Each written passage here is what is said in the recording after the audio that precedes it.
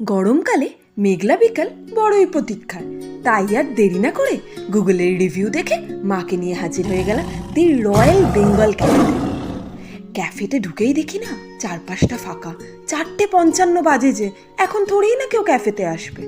তারপরে দেখলাম না, আমাদের মতনও 2-3টে পাবলিক রয়েছে। ক্যাফের চারপাশে শুধুই বাঘ, এই যে ফটোর বাঘ। অর্ডার করে নিলাম ভ্যানিলা আইসড ল্যাটি আর পেরি পেরি ফ্রাইস।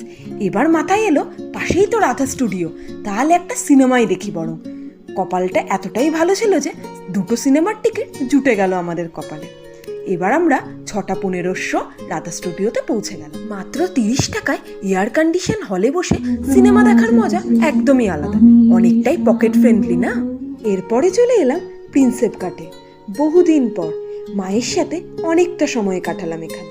এবার যে বাড়ি ফেরার পালা, আর অপেক্ষায় রইলাম এরকম একটা বিকেলের।